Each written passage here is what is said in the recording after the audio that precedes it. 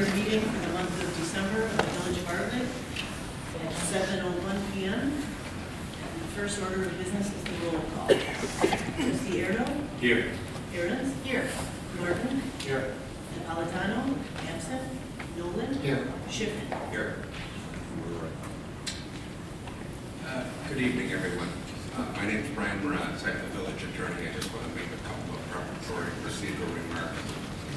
As everyone is probably aware, Village President Michael Airdo resigned his office as village president on November 16, 2011. Because he submitted his unconditional letter of resignation, and by its term was effective immediately, a vacancy in the office of village president was created on that date, November 16, 2011, without the board having to act to accept that resignation. Under the state statutes, specifically the Illinois Municipal Code and the village's own ordinances, the village board of trustees will elect from among its 6 board members one trustee to become the acting village president to serve out the President Kelly's original term.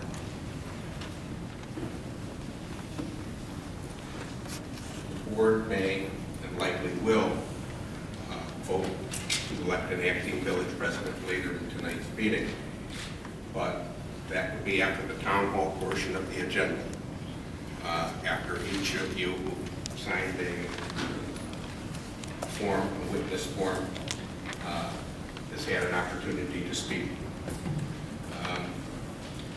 And before, and probably after the board has an executive session, which they may have, and it appears on the agenda. To do this and to preserve order, the board needs to elect a chairman of the meeting.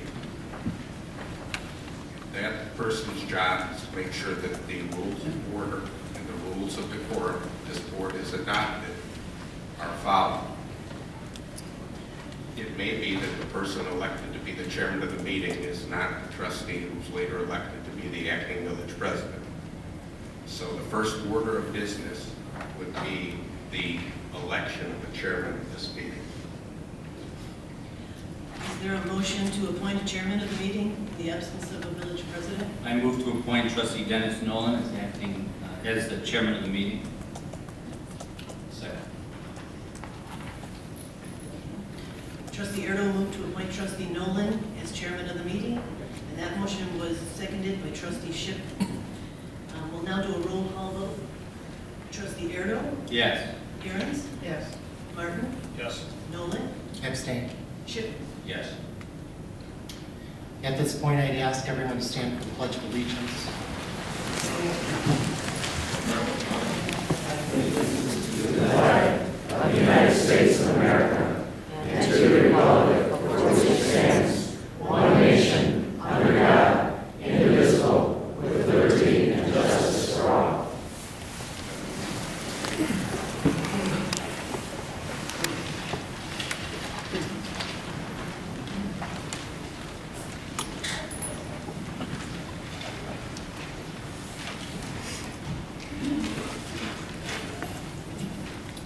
Good evening.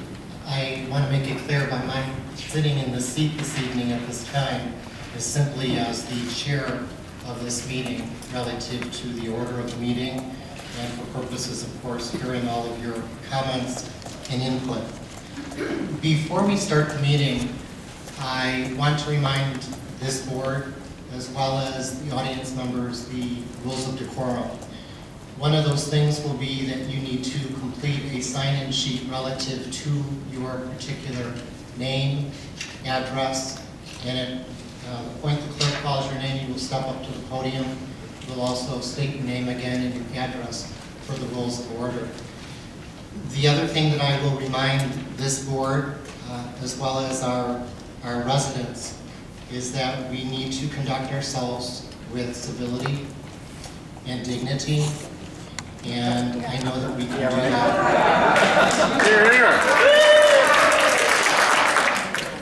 The other thing I would ask, and I would indulge you please, is that as there are speakers speaking to the board or to one another, that we do that in a dignified manner and we don't have, obviously, noise from the audience and other means that we need to hear the speaker so we can hear the input.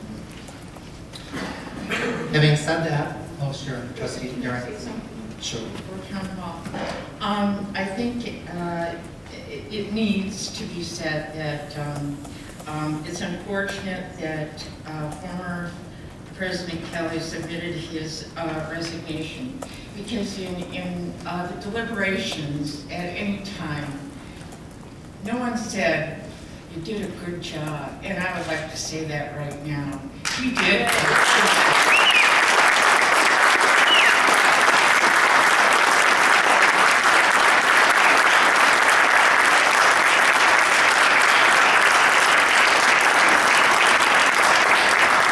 Mike Kelly was the kind of president that we all wanted. He was a friend of Joe Schmo, and he was a friend of Peter Roston. He was a friend to all, and never, to my knowledge, refused to listen to a resident.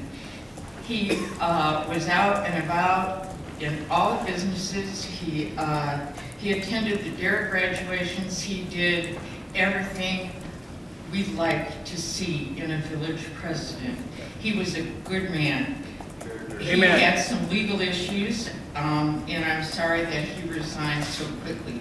But I did want to say that no one has criticized the manner in which he conducted himself in his office as village president.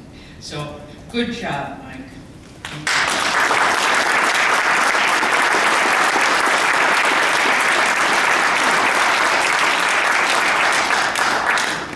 Will the clerk please call the first person on the witness form? Jim Russell. Good evening. I'm Jim Russell, 109A Daniel Court. I've lived here 32 years. I know TL. I knew Mike Kelly well. When I moved in here, like many people in Bartlett, this was going to be your starter home, maybe move on to bigger and better things. I raised a family and kids. I ran the Homeowners Association in Bartlett Green for many years. At the time, the mayor, Dick Belts, was our property manager. I've seen a lot of mayors come and go. Catherine was a good mayor, but didn't do much for this town. As TL said, Mike was our mayor. We voted for him overwhelmingly. We want Mike Kelly as our mayor.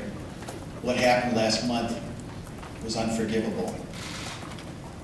To what happened with this article in the Herald with Jessica Salella and Mr. Martin, I have no gripe with Mr. Martin, but I think this shouldn't have ever happened. By the standards that he has, I could never be a trustee or be in any office in this town because I'm poor. I'll be paying my taxes at the end of this month. They're going to be late, but I pay them, just like Mike did. When we had the flooding a number of years ago, we had study after study. I sat here and watched all the stuff, and nothing happened.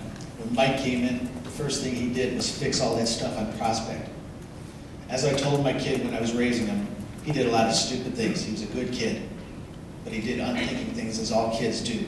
Sometimes you can't just say, I'm sorry. I'm sorry doesn't do it. When you run somebody over or kill them or run somebody out of office and shame them out of their job. Mike Kelly can't be brought back in as our mayor. He was shamed out of his job. I personally think that most of you trustees, aside from TL, and I know Brian is our attorney, I think the rest of you should consider resignation yourselves.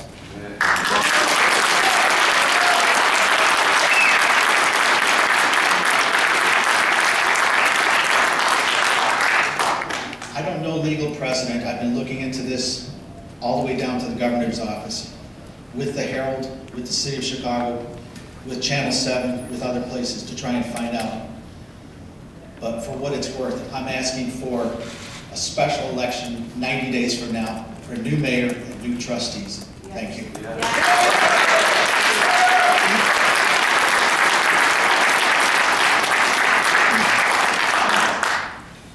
Mary Higgins. And again, please state your name for the record and also your address. My name is Mary Higgins. I'm a village resident of 23 years. My address is 141 Northeastern. I pay my taxes on time, but I'm habitually late with my water bill. And you can check the records. I listened to the board tape and I was embarrassed for you. I've been a resident for 23 years. When I heard that 2 phone calls came in, and that's what we had to go after Mr. Kelly for, I say to you, 2 phone calls out of 41,000 residents is 0.005%. TL, I voted for you. Do you give these new trustees a training program? Do you give them a calculator? 0.005%. That is why we are here tonight. It's embarrassing. The second thing is 2 articles in the Daily Herald. Let me tell you about the Daily Herald. The Daily Herald is known for covering local teenage sports, and that's why people look at it, and it's known for taking matters of public record and embarrassing and humiliating people. That is what the Daily Herald is known for.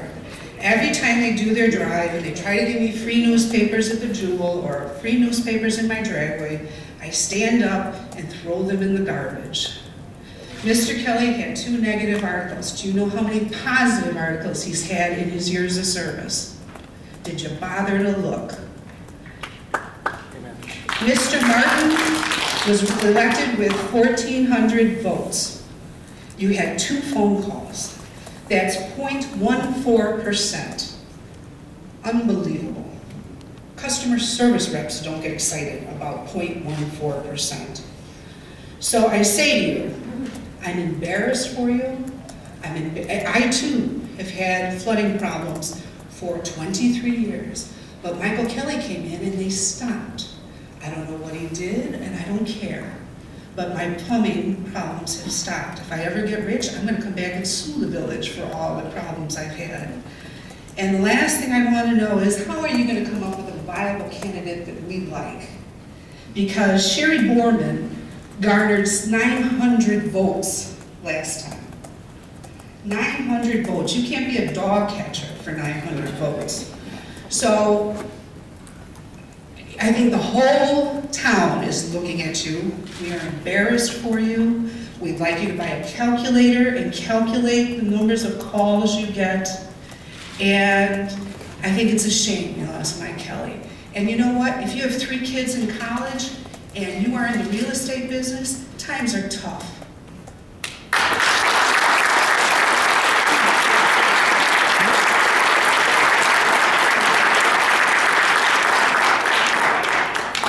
Jerry Faber.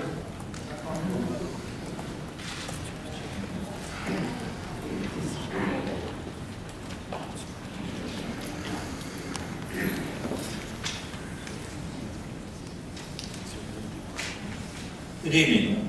Gerald Faber, 107 West North Avenue in Bartlett, Illinois. Not too proud of it either at this point.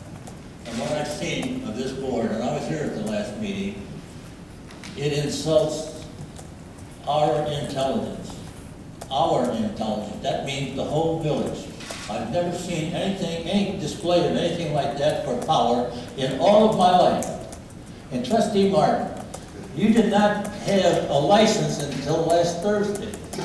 And for running a business in your home, I think you own about 10 years. Are you going to pay that too? No. Look